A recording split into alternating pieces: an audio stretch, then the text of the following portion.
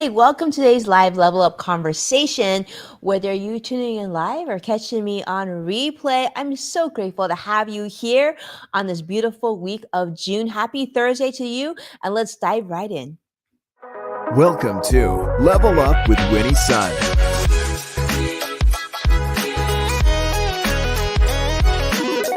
Market update. Speed round. Award-winning financial pro. And now, get ready. I present to you Level Up with Winnie Sun. Hello, friends. Happy Thursday to you. It's so great to be here with you. Did you miss me yesterday? For those of you who are regulars, I did miss you yesterday. Yesterday was a very busy day. So thanks so much for being patient. Thanks so much for joining me live today. A big hello and welcome, of course, to Joshua on YouTube Live. What a treat to have you here. Definitely don't take it for granted. And I saw that retweet and I so appreciate your support. Thank you so much for being here. Hello, friends. For those of you who are brand new to the show, I'm Winnie Sun, your host and award-winning financial pro, a Forbes contributor, and a CNBC council member. Of course, we are here live on over half a dozen social media platforms. So if you're brand new or even if you've been here before, jump in, take a moment to introduce yourself. Say hello. Would love to see where you're joining me from this beautiful summer. Let's start and tell you how the market closed. It's kind of a mixed market, if you will, today. The Dow closed down almost 5 points, so not that bad, down 4.81. NASDAQ closed up 128 points. We'll take it. And the S&P 500 also up positive territory, up 16 points as well. And some of the news that came today, I'm going to share with you some of the big headlining news that I thought should be on your radar. And one of them is something that we've been talking on this show about in the last few months about inflation and what the Fed chair thinks about this and whether we're going to have more interest rate hikes or things going to get better. Is it means what does that mean about jobs here in the United States and so much more? Well, here's the deal. Fed Reserve Chairman Jerome Powell suggests that U.S. inflation here is actually going to start to cool down. In fact, he says that it might start cooling down without even significant job losses, which is really good because that was sort of the talk that things are just getting so overly heated. And of course, wage hikes and raises and whatnot that many Americans would need to lose their jobs to help inflation cool down. But Fed Reserve Chairman has said this week that is probably not going to be the case, probably or for sure. We're going to have to keep a close eye and see how that unfolds. But he's saying that the labor market is gradually cooling by itself, which aligns to the Fed's objectives. But the economists are still sort of on the fence at that. They're saying, well, they're surprised with the strength of the labor market despite the Fed's rapid interest rate hikes.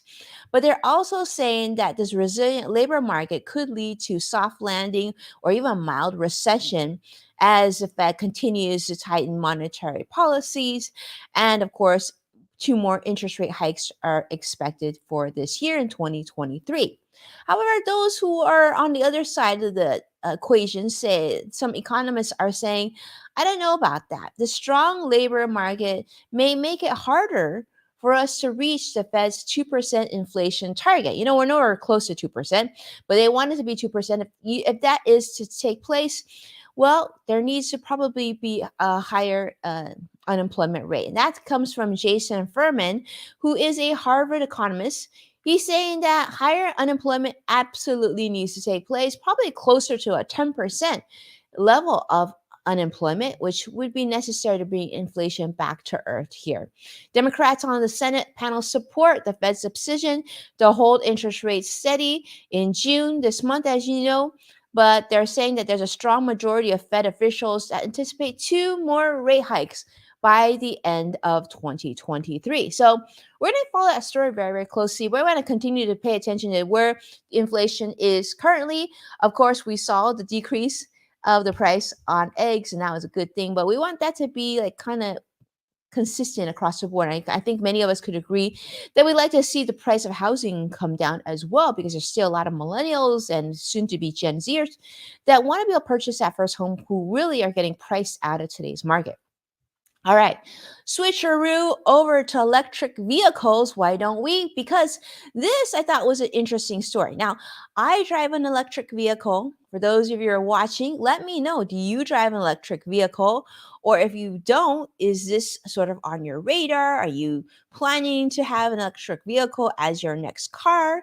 But I will say this as someone who drives an electric vehicle and has for a few years now, it is by far my most favorite car so far, just because of the way the car performs. And most importantly, because I love waking up in the morning and not having to make a stop at the gas station. I love that it's fully charged by the time I wake up. We have solar panels on the house to help charge the car. So you just feel like it's a very efficient way to live and to power transportation on a day-to-day basis, right? Well, according to a recent JD Powers Associates report, this is a 2023 initial quality survey or study. Here's what we learned. New vehicles are experiencing more problems, electric vehicles in particular, partly due to the introduction of this new technology, including safety systems. And so, for those of you who've been following the stories about Tesla and electric vehicles, you've obviously heard about like the concerns of like explosions and other things that have happened with these sort of vehicles, self-driving technology. Well, the study reveals that industry wide problems per 100 vehicles surveyed have increased by 12 to an average of 192, following an 18 problem increase in the previous years of study.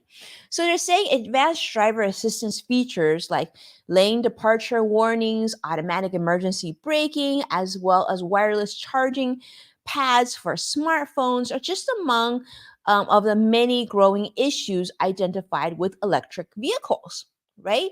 So, surprisingly, even though basic elements such as door handles are causing problems for automakers with electrical vehicle, accounting for the majority of the worst offenders. So, some of the brands, though, that continue to do well are like Dodge, Ram, Romeo, top the quality rankings, while companies such as Tesla, Polestar, and Volvo, which also has an electric vehicle, landed at the bottom of the list in terms of quality control. Now, General Motors continue to perform well, as well as all four of their brands, including, believe it or not, GMC, Cadillac, Chevy, Buick.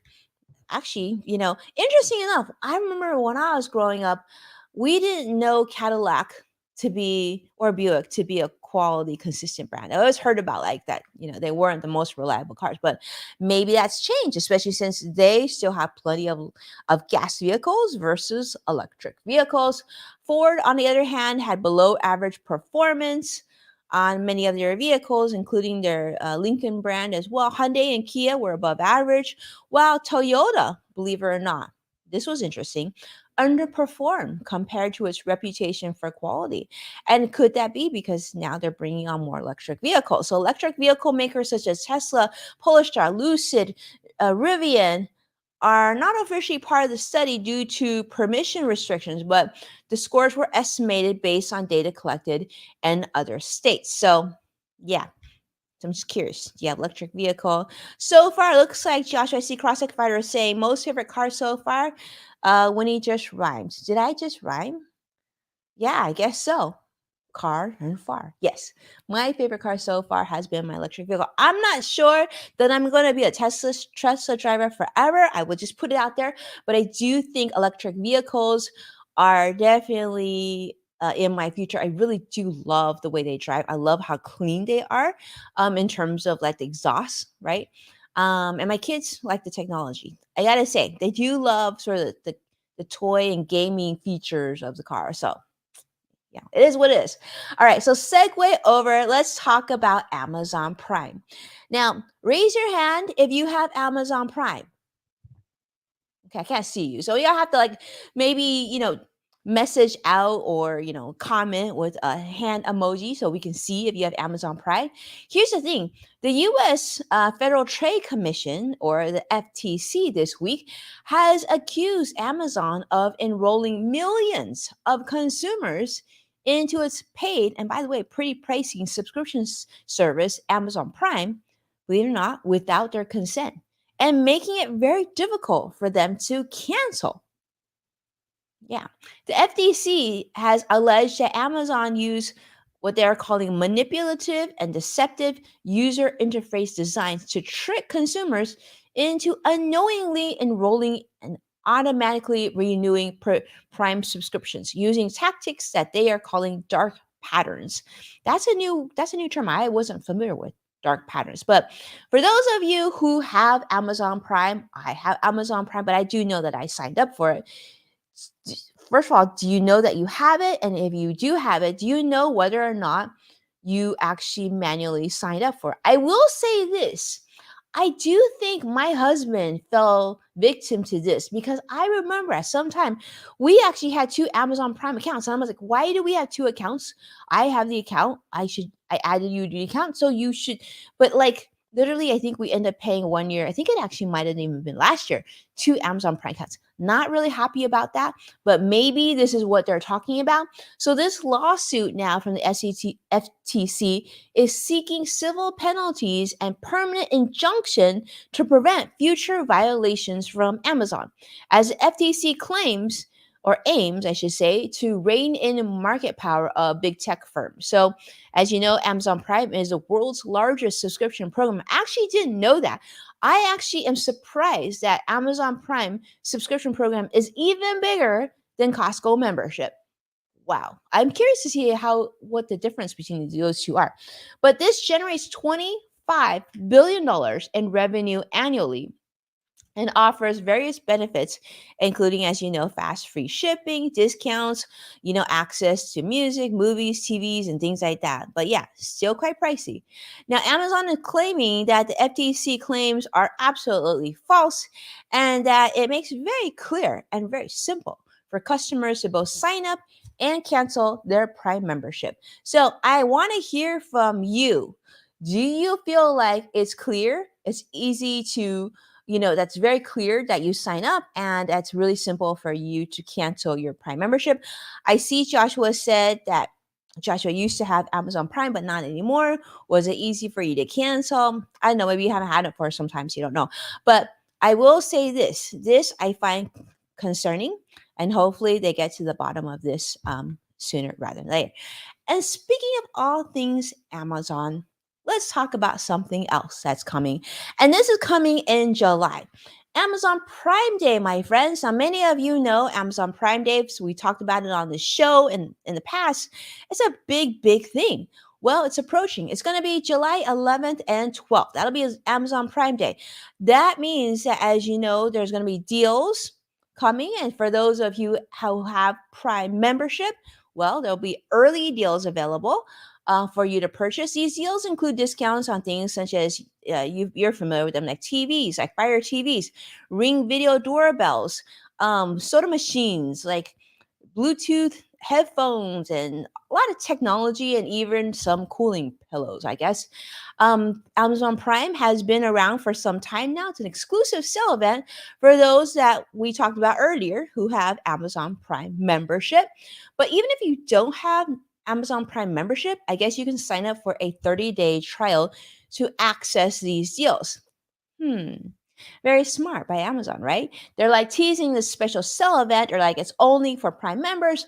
But if you want to get in on the deals, you can have a 30-day trial to access the deals. And I'm going to guess that'll help you easily auto renew after those 30 days. Very smart, very smart. I guess, other companies maybe should follow suit. I'm thinking like Costco should do the same thing for those who aren't members, right? I don't know. Just an idea. But Amazon Prime membership offers benefits like free Amazon delivery, as you know, and some of the other discounts that we talked about, even gaming. But yes, lots of deals to be had if you're in the market and something in your house is broken and you need this. But overall, I would say the best Amazon Prime deal I can share with you, and I will guarantee you I have the best deal for all of you listening. All right. The best deal for all you listening is actually to not buy anything on those 2 days on Amazon Prime Day. I know. No big surprise, but yes. But if you were looking for a TV or a doorbell and everything, there's gonna be a lot of deals to be had. Some of them are gonna be 40 to 50% off, I'm hearing. So those are some things. I would say this.